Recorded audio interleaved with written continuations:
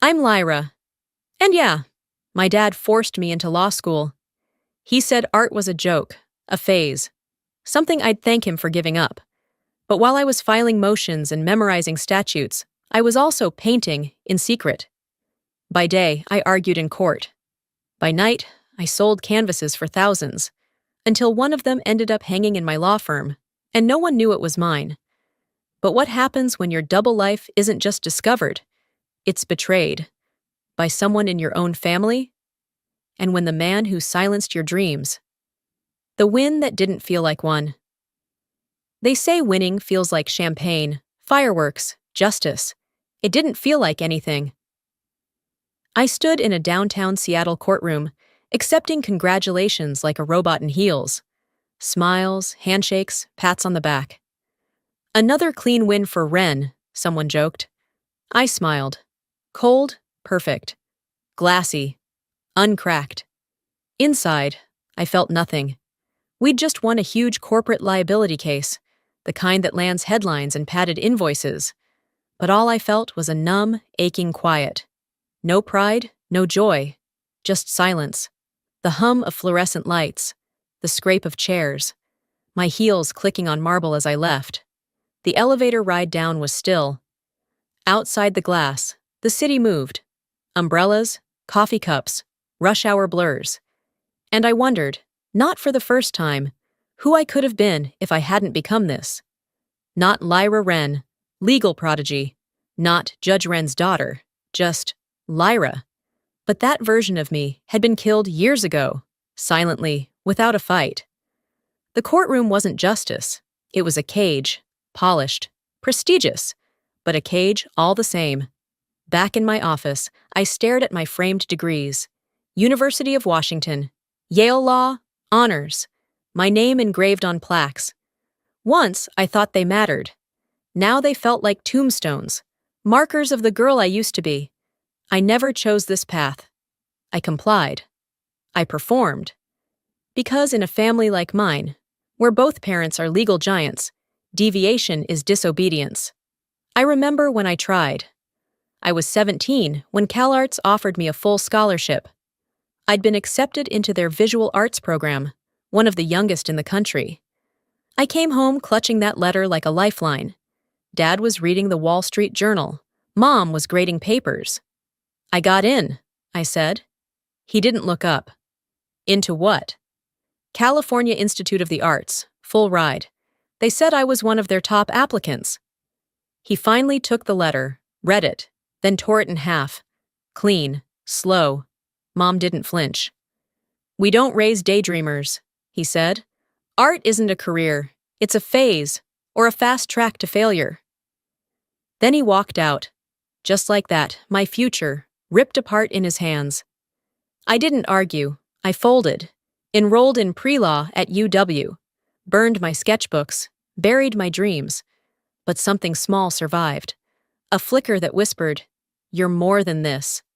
That whisper turned into a scream the day I overheard my supervisor outside my office. She was next in line, he said, but someone in her family stepped in, quietly advised against it, said she was unstable, too distracted. I knew who he meant. My father, still pulling strings, still deciding which doors I was allowed to walk through. The betrayal cracked something in me. I didn't confront him. He'd just spin it as concern. That's how men like him disguise control as love. That night, I drove. Across the bridge. To a warehouse only I knew about. My secret studio. Inside, the smell of paint and turpentine hit me like oxygen. I pulled the cloth off a half-finished piece. It was raw, untamed, real. I dipped my brush in crimson, not paint, but anger, and began again. The day my secret life was hung on a wall. Every brush stroke came from more than just color. It came from everything I'd never said. From every line my father crossed, every silence my mother kept. From every truth I buried beneath court winds, designer heels, and emotionless smiles. I painted until my arms went numb, until my chest stopped hurting, until I could breathe again. By sunrise, the light bled through cracked warehouse windows. My hands were stained red, gold, violet. I didn't clean up. I just stared at the canvas. Messy, raw, honest. For once, it reflected what I actually felt. Then, I did what I always do. I washed my hands, pulled my hair into a tight bun, changed into a navy pantsuit, covered the exhaustion under my eyes, became the version of myself the world expects. At Ravenhill Law Group, the morning smelled like espresso and tension. I got in early, less noise, fewer questions. My assistant, Josh, glanced up as I passed. "Morning, did you see the new art in reception?" I paused. "New art?" He nodded. "Yeah, came in late yesterday. Donated by some anonymous client. Abstract, kinda intense."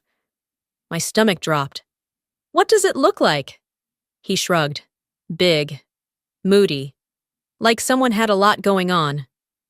I walked off before I could ask more, heels echoing down the hall, heartbeat racing. It couldn't be. No way. But when I turned the corner into the main lobby, I stopped cold. There it was. Veil of the Unspoken. My painting. Hung right beneath the firm's logo, framed between photos of the founding partners and a marble statue of Lady Justice. No one else knew. No one could possibly recognize it. But I did. I knew every line, every buried symbol, every uneven brushstroke. It was mine. Signed, Aurora Knight. I felt like I was staring at a secret weapon, one made from my own heart. And now, it was out in the open. No one batted an eye. The receptionist sipped her latte. 2 interns whispered about a deposition. Business as usual. But it wasn't usual. It was either a coincidence or a warning. I stepped closer. There it was. The flaw I'd always meant to fix. That sharp twist in the center. Silas had picked it up before I could finish. He'd sold it at auction last month. I never asked who bought it. Now I knew. That night, I did something I hadn't done in months. I went to my parents' house. Dinner was perfect. Rosemary chicken, wild rice, silence dressed in civility. The kind of meal where nothing is said and everything is implied. After dessert, my mother noticed something sticking out of my tote bag. A folded flyer from a gallery show. She pulled it out before I could stop her. Her eyes scanned the design, then landed on me. "This looks familiar." I smiled like I'd rehearsed it. "Just a modern art exhibit I walked by. Thought it looked cool." She said nothing. Just stared. Long. Quiet. That's her way. She doesn't accuse. She lets silence bruise you instead. We didn't talk about it again, but the air between us turned colder than the wine she didn't finish. Later, back home, I lay on my bed and stared at the ceiling. The day had undone me, piece by piece. The painting, the way my mother looked at me. And then, my phone buzzed. It was Silas. "Aurora's next piece is getting attention. A reporter asked if there's a legal world connection. Be careful." My chest tightened. Not from fear, but something heavier. Dread. I didn't respond. Just stared at the screen. The life I'd built in secret was cracking open, and the people who taught me to hide? They might be the first to expose me. The walls weren't just closing in. They were turning into mirrors. And everywhere I turned, I caught my own reflection staring back like a threat. I knew it the moment I stepped into the Ravenhill Auditorium for our annual internal legal debate. Everyone was watching me just a second too long, their curiosity dressed in polite grins and 2 casual glances. Something in the air felt off, lighter on the surface, tighter underneath. I had been paired against Clara Red, a junior partner with a jawline sharp enough to slice through glass, and a personality even colder. She always smiled with her mouth, never her eyes. And she was always watching. The topic was dry, statutory interpretation in wrongful termination cases, but I saw an opportunity, a way to shift the usual lifeless back and forth. Maybe a sliver of rebellion through creativity. Maybe a test. Could I bring a piece of the real me into this sterile world? When it was my turn, I stood up straight, ignored the knot in my stomach, and began. My voice was steady. I'd like to propose we consider this not just through legal precedents, but through visual perspective. Think of a courtroom as a canvas. A few heads tilted. Clara raised an eyebrow. Where each side presents not only facts, but perception, color, contrast, scale. Law is logic, yes, but it's also how the human eye. Excuse me? A voice cut through. It was Harvey Dunn, one of the firm's founders, and, more importantly, my father's longtime friend. He leaned back in his chair, arms folded. His tone wasn't harsh, but it didn't have to be. This is a courtroom, not a canvas, Ms. Wren. There was a flicker of amusement in the room. A few people smiled. Clara didn't smile. She smirked. I held my ground. With respect, Mr. Dunn, the law is about interpretation, how we present arguments, how we frame narratives. It's spare us the poetic flair, he said, louder this time. We deal in fact, not feelings. Leave the metaphors for the artists. My chest burned. I could feel the blood rushing to my face, could hear the silence wrap around me like a noose. Clara turned to the crowd and said just loud enough, "Next, she'll bring in finger painting for closing arguments." There was laughter, software, cruel. I opened my mouth, but nothing came out. My throat locked, my hands trembled at my sides.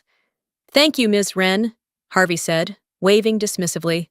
"Let's proceed." And that was it. My turn was over. I stood there for a second too long before returning to my seat. My legs felt like they didn't belong to me. Every eye in the room avoided mine after that. I barely heard the rest of the debate. The clapping at the end was faint. I knew Clara had won before the verdict was even delivered. The applause for her was full and crisp. Mine was a courtesy, nothing more than a slow, quiet burial. On my way out, I passed Harvey in the hall. He gave me a pat on the shoulder. "Stick to what you're good at, Lyra," he said. "Leave the art for your weekend hobbies." I smiled like a good girl, like the one I used to be, the one who stayed silent when her dreams were torn in half over dinner. But inside, something cracked. In the restroom, I locked the door and gripped the edges of the sink. "You let them do it again." That same voice from years ago, the one I'd buried under 1,000 court cases and committee meetings. "You let them mock you. You stood there and took it." I stared into the mirror. My reflection didn't flinch. My father's voice replayed in my head, low and heavy. "Stop trying to be special. Just be good." Back then, I believed him. But this time, I didn't cry. I walked out, got in my car, and drove. Not home, not to anyone, to the studio. I didn't turn on the lights. I didn't need to. I knew the space like my own skin. I moved toward the canvas without thinking. No music, no distractions. Just the pounding of my heart and the memory of Clara's smirk. I reached for a brush, dipped it in charcoal gray, then deep red. I painted a courtroom, but it wasn't one anyone would recognize. It was bent and distorted, with faceless judges and a bleeding scale that leaned toward power, not truth. And in the center, a woman without a mouth. I wasn't wrong. I was just in the wrong place to be right. I left the studio after dawn, drained but still wired. My mind spun in 1,000 directions as I drove back across the bridge. The silence in the car was loud, filled with Clara's voice echoing in my head, the patronizing applause, and that canvas, still wet, still screaming. By the time I walked into Ravenhill, I had perfected my face again. Clean, composed, a woman who belonged, a woman who didn't bleed. I was catching up on emails when it happened. My inbox blinked with a new message, something forwarded by accident, or maybe not. The subject line stopped my breath cold. "Uri. Possible media tie between Aurora Knight and one of our associates." I opened it before I could think. It was from the firm's PR consultant to my supervisor. A link to a gossip blog. A short paragraph. A warning. The art world's most elusive talent might not be so anonymous after all. Rumors are swirling that Aurora Knight has connections to the legal elite in Seattle. We've received anonymous tips citing suspicious overlaps in her show dates and a certain associate's absence. Investigating further. I froze. My skin went cold. It wasn't paranoia anymore. Someone was coming for me. I clicked out of the email and stood up slowly, legs unsteady. I scanned the room. People typing, answering phones, sipping coffee. Normal, ordinary. But someone in this building, had sold me out. I called Silas on my cell, stepping quickly into an empty office and shutting the door behind me. He answered on the first ring. "Silas, did you see it?" He exhaled hard. "Yeah, it's not good. Who tipped them?" He didn't hesitate. "Anonymous submission, but whoever it is, they did their homework. They cross-referenced Aurora Knight exhibit schedules with your firm calendar, canceled hearings, even pulled timestamps from public transportation logs." "What the hell?" "This is surgical, Lyra. Whoever this is, they want you exposed. They want it loud." My heart pounded.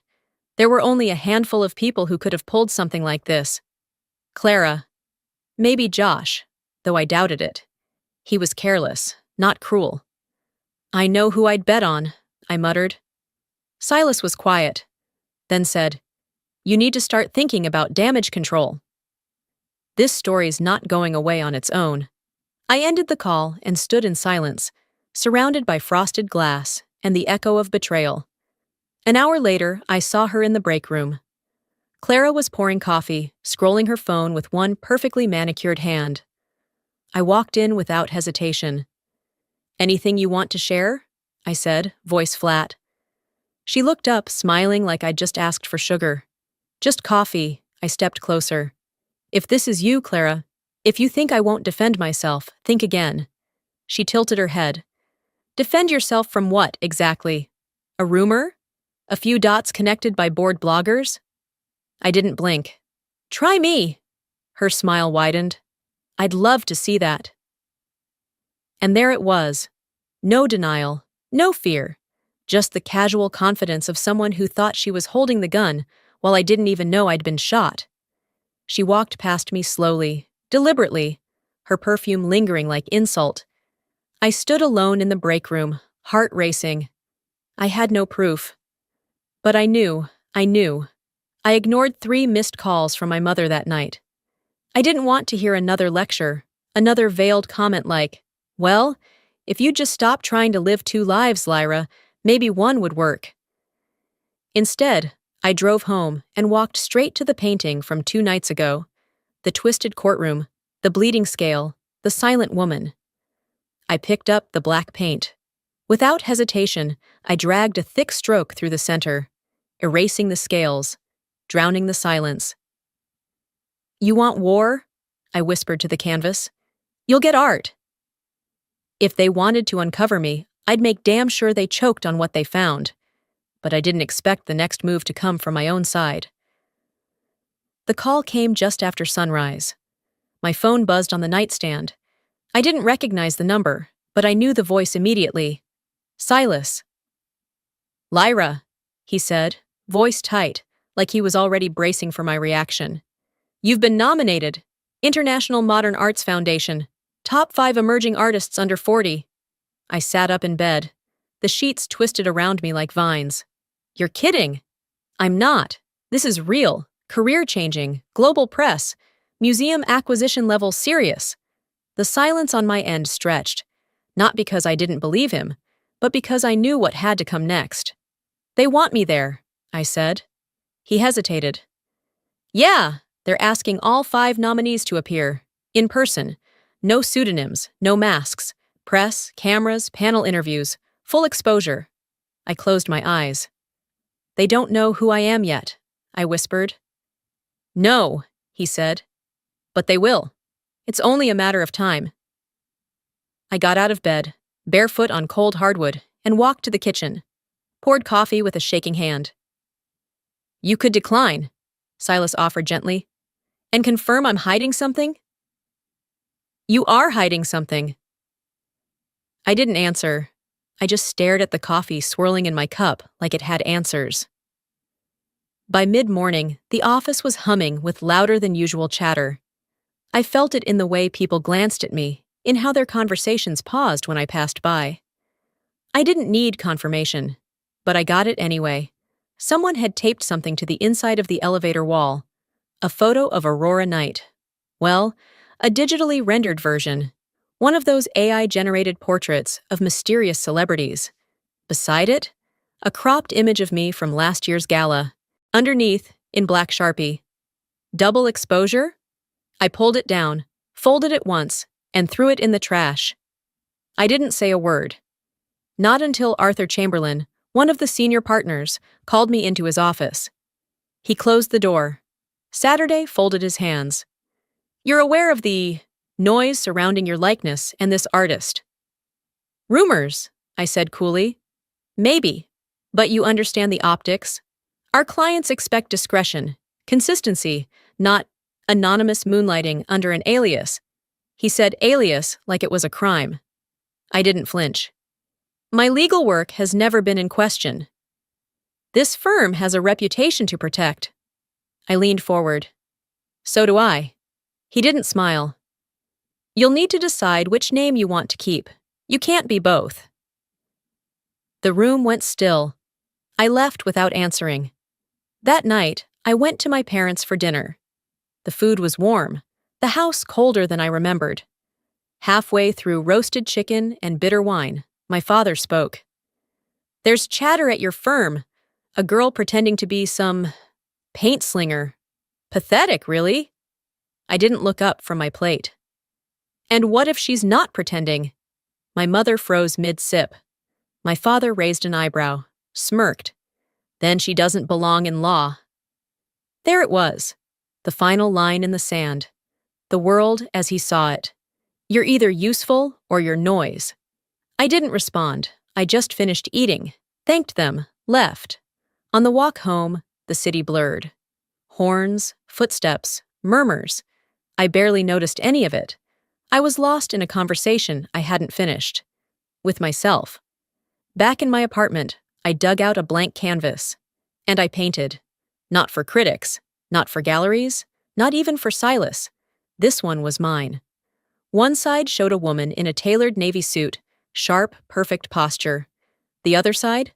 The same woman, barefoot, hands streaked with paint, wild eyes, open mouth, split, but standing. I titled it, Split in Two, Standing Whole.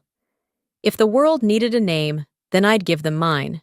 On my terms, the night came faster than I expected. Or maybe I just stopped running from it. The Seattle Art Museum was electric. People lined up in silk gowns and pressed suits, wine glasses glinting under the chandelier light. Whispers buzzed like bees. Tight, excited, impossible to contain. They say she might show tonight. Do you think she's real? Or just a marketing stunt? Aurora Knight. The mystery. The myth I stood behind the curtain, in a dress I had painted by hand. Brushstroke by brushstroke, sleepless night after sleepless night. It wasn't just fabric, it was armor. My truth stitched in color. Silas found me seconds before showtime. He looked at me like a man standing in the eye of a hurricane. Lyra, you don't have to do this. I smiled at him. I do, and I'm not doing it for them. I'm doing it for me. He exhaled. They're out there. Press, critics, gallery owners, everyone who said you couldn't exist without a mask. Let them look, I said. I'm done hiding. The lights dimmed. A hush spread across the gallery floor like a wave receding before the storm. On stage, the museum director stepped up to the mic. Ladies and gentlemen, tonight we honor not just art, but the courage to reveal. For the first time ever, the artist known as Aurora Knight will appear in person. Gasps, murmurs, heads turning, then silence. I stepped out. The lights hit me all at once. So did the camera flashes. A dozen bulbs burst like fireworks, painting my face in bursts of white. I didn't flinch. My name, I said into the microphone, voice steady, is Lyra Wren. I am Aurora Knight. For a moment, the silence was perfect. Then, shouting, cameras clicking. A woman dropped her wine glass. Someone yelled, "Wait, you're her?" Another, louder, "You can't be both." I raised my chin. "Says who?" The noise grew louder. Reporters threw questions like darts. "How long have you been hiding this? Is your law firm involved? Are your paintings autobiographical?" But before I could answer any of them, I saw him. In the very back of the room. My father. Standing alone, arms crossed, eyes fixed on the massive painting behind me. Split in two, standing whole. He hadn't RSVP'd, hadn't returned a single call since that dinner. But there he was, and when our eyes locked, the whole room fell away. He walked forward. Slowly, deliberately. He stopped in front of the painting, studied it for what felt like hours. Then, without looking at me, he said, "So this is what you've been doing behind my back." I didn't hesitate. This is what I've been doing to survive you." His head turned then. His face was unreadable. "You lied." "No," I said. "I protected what was mine." His eyes narrowed. "You've humiliated yourself." My heart beat once, hard. "No," I said, louder now. "I've freed myself." There it was. Not a performance, not an explanation, just truth. I stepped down from the stage, my heels echoing through the stunned silence. I walked through the crowd like I had somewhere better to be. Because I did. Outside, the air was cold, clean, alive. I didn't look back. Let them call it a scandal. I called it liberation. But the cost of liberation has a way of showing up the very next morning, dressed in a suit, clutching paperwork. I arrived at Ravenhill to find a terse email waiting in my inbox. Emergency meeting, 9 a.m. boardroom. No subject, no details. I didn't need them.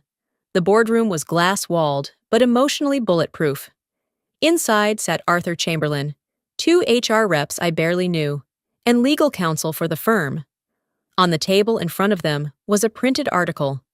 Lawyer by day, artist by night. The double life of Lyra Wren. A photo of me at the Seattle Art Museum stood frozen on the cover, flanked by camera flashes and the words scandal, identity, ethics. Arthur didn't smile. He didn't offer me a seat. "You've left us with no alternative," he said flatly. I sat anyway. One of the HR women slid a folder toward me. Neat, heavy, final. Arthur folded his hands. "We're all very impressed with your creative success, but this firm has built its reputation over decades of consistency, discretion, and alignment." I stared at the headline. I didn't touch the folder. "You've put us in a compromised position.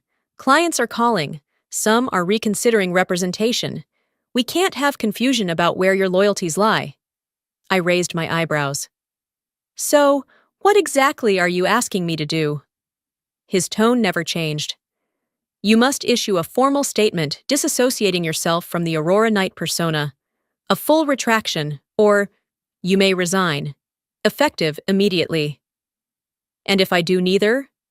Arthur's jaw tensed. "Then we will terminate the partnership." The HR rep added gently, like she thought I might cry. "We're not punishing you, Lyra. We're protecting our brand." I laughed once, sharp and tired. "No, you're punishing my freedom." The legal counsel leaned forward. "The waiver is standard. You'll agree not to discuss the firm in the press, and in return, we'll classify your departure as voluntary, clean." I looked at the papers, then at each of their faces. Not one of them saw me. Not really. Just a name on a door. A liability. I stood. "Do you want to know the real scandal?" I said, my voice calm. "It's that I gave this firm everything I had, except the parts of me you never deserved." Arthur didn't reply. I left the folder on the table. No signature, just a name they could no longer control. I walked through the halls of Ravenhill one last time. My box was light. Just a few files, a mug, and a plant I'd already forgotten to water. Some associates looked away. A few whispered. One even muttered, "Guess being famous doesn't pay rent." Clara stood by the elevators. sipping coffee with that same smug curve to her lips. She didn't say anything, neither did I. But as the elevator doors closed, I looked at her. "I gave you everything," I said, just loud enough. "But not all of me. That was your mistake." By the time I reached the parking garage, I wasn't crying. I was burning. I drove straight to my studio. No detours, no music, just rage. Focused, pure. I threw on a smock and didn't bother cleaning the dried paint on my arms from 2 nights ago. I grabbed a canvas, the biggest one I had, and pinned it to the wall. Then I picked up a brush and started without sketching, without rules. I painted a woman in a dark suit, no mouth again. But this time, her hands weren't bound. They were painting the walls around her. The walls looked like courtrooms, offices, boardrooms, and the walls were cracking. I called it gag order. It wasn't subtle, but then again, neither was betrayal.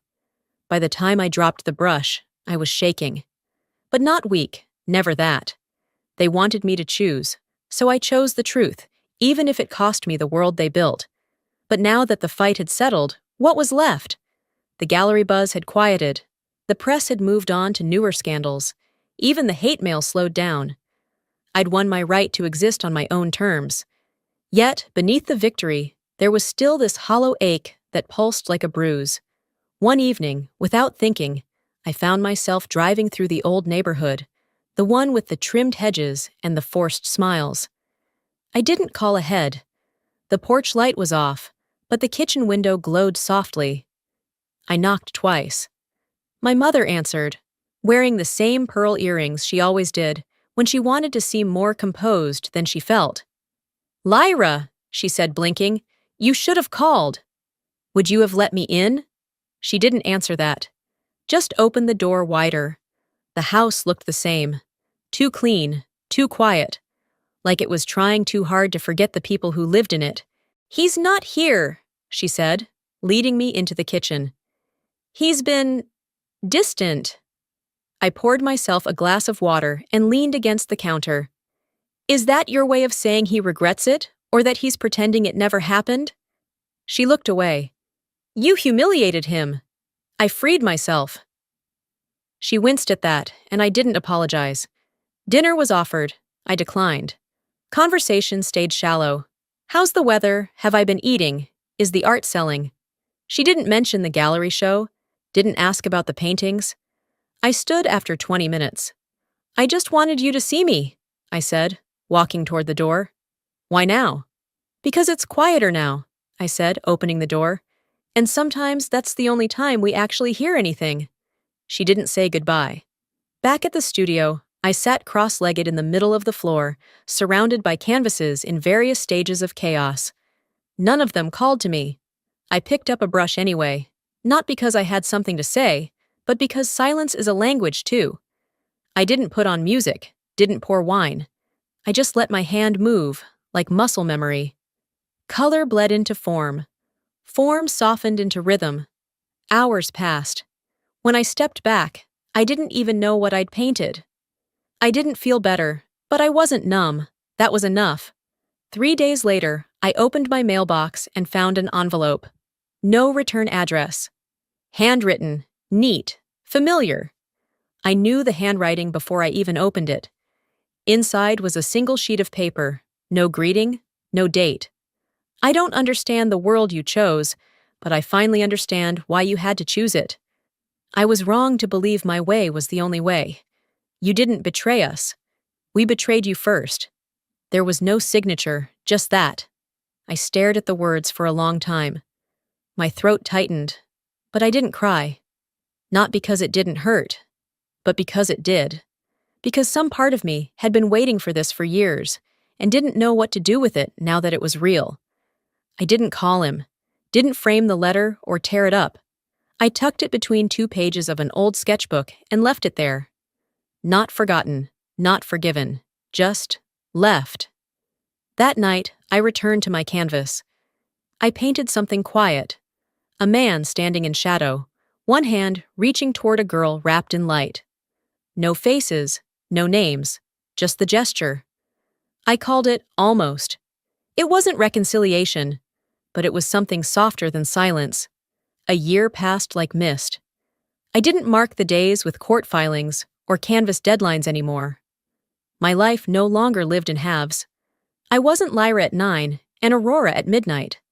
I was just me, both, neither, more. The invitation went out on a Tuesday.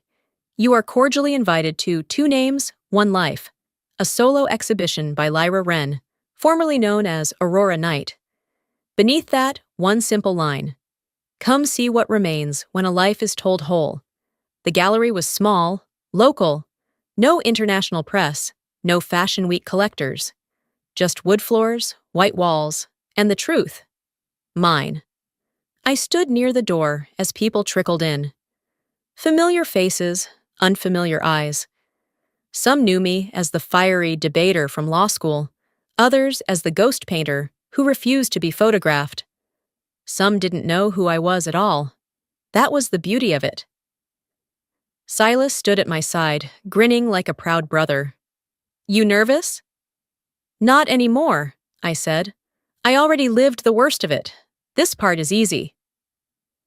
When it came time to speak, I didn't use a mic. The space was intimate. My voice didn't need to be loud to carry. I used to think I had to choose, I told the crowd. Be a daughter or an artist, a lawyer or a rebel. Wear the mask or break it. I looked around, at canvases titled Gag Order, Almost, Split in Two, Standing Whole.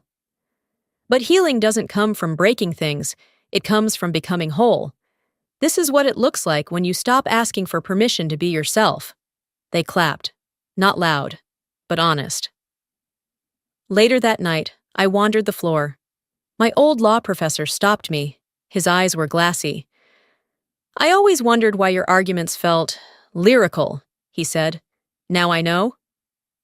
Even Josh, my former assistant, showed up. He hugged me too long and said, Your paintings punch harder than your depositions ever did. But the biggest surprise? Arthur Chamberlain, standing by gag order, hands in his pockets. You cost us a headline scandal, he said without preamble. I raised an eyebrow. And, he added, you taught the firm something. About courage, about the value of not fitting inside the damn mold. I almost smiled. Almost. At the very end of the night, I spotted him. My father. He stood in the back, near the exit. He didn't come forward, didn't speak, but he stayed. He looked at Almost for a long time, his face unreadable, arms at his sides, not folded like they always were in judgment. And when the lights dimmed, he was still there. He nodded once when I passed him.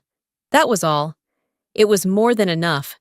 In the months that followed, I started teaching a few classes at a community art school, just part-time, just enough to remind me that creation isn't always solitary.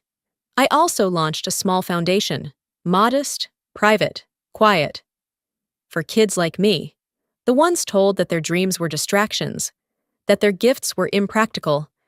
I didn't tell them to rebel, I told them to become whole. The gallery kept one piece at the front entrance, a mirror, framed in walnut, etched with my handwriting. Your story doesn't need permission to be yours. Sometimes I'd catch people reading it with their hands on their chests, like something had landed deep inside. That's what I wanted all along. Not applause, not revenge, just understanding. Back at my studio one evening, I found the painting I had sworn I'd never touch again. My father's verdict. It was still jagged, still raw. A courtroom filled with red. A scale bent toward silence. I didn't repaint it. I just added one thing. My signature. My real name. I was never hiding. I was just waiting for the world to catch up. And if you're still watching, maybe something in my story resonated with yours. I used to believe success meant fitting in. That to be loved, I had to choose one version of myself and silence the rest. But I've learned something far more powerful. Wholeness isn't about choosing between your truths. It's about claiming all of them, even the ones that don't make sense to anyone else. Maybe you're watching this right now, feeling stuck in a life someone else chose for you. Maybe you've buried a dream so deep you don't even say it out loud anymore. I've been there, and I can promise you, there is no peace in pretending, only pressure, only performance. The real power begins the day you stop apologizing for who you are. You don't need to burn your life down to start over. Sometimes all it takes is one brushstroke of honesty. So let me ask you this. Have you ever felt like you were living two lives just to survive? Have you ever been told you had to choose between your passion and your obligations? Tell me in the comments. I want to hear your story. And if this video hit you somewhere real, type 1 in the chat. Or let me know where you're watching from. If it didn't, that's okay too. Tell me why. Let's talk about it. And if you want more stories like this, true, raw, human stories, make sure to subscribe to the channel so you never miss the next chapter. You're not alone, not anymore. And your story? It matters.